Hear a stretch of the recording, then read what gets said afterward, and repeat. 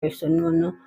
May tinatago, no? Something like that. But then, kapag ka nagsasalita siya, no? Something like that, no? So, may tendency na nahuhuli mo rin within the words, no? Something like that, no? So, parang para sa'yo ay madali mong mahuhuli, no?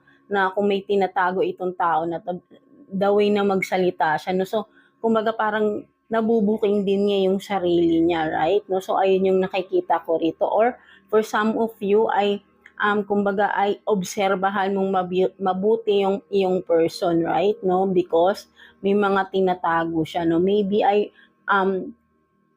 unawain mabuti, no? Yung mga kilos niya, yung mga pinagsasabi niya sa'yo, no? Kumbaga ay observe mo, no? Obserbahan mo kasi nga ay may mga tinatago itong tao na ito, no? Ang iyong person, right? No? So, yun nga, pwedeng mahuhuli mo rin siya sa the way na siya magsalita. Kaya kailangan ay, alam mo, kailangan yung mga pagkaalam mong, di ba? Yung, kasi pagkakilalang-kilala na natin yung tao, right? No? Magsisinungaling yan kahit sabi mo hindi tinatago niya sa pagsasalita niya, mahuhuli mo, right? No? So, may mga way kasi, no? May mga ways para makita natin kung nagsisinungaling ang isang tao, right? Lalo na direct kang tumingin sa mga mata niya, no? Something like that. So, mahuhuli mo doon, no? Kapag alam mong nagsisinungaling. So, ako ganun ako, no?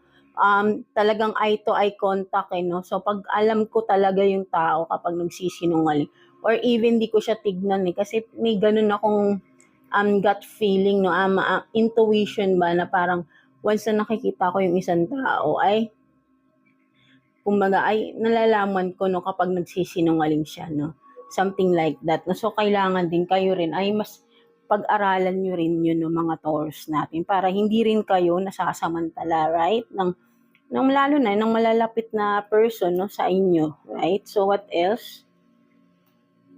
So, 'di ba, meron dito, no, heartbreak. Ano ito? Heartbreak, shattered, no? So, talagang for some of you naman, no, because nga may mga tinatago yung person yun, no? So, nasasaktan talaga kayo rito, no, for some of you, no? So, kumbaga, dapat dito ay kung hindi nyo man to kinokompronta yung inyong person, maybe ay pag-usapan nyo kasi ikaw yung nasasaktan, ikaw yung nabobroken dito, no? Or again, na vice versa to, right? No? So, yeah, ikaw yung nabobroken, right? Ikaw yung nabobroken.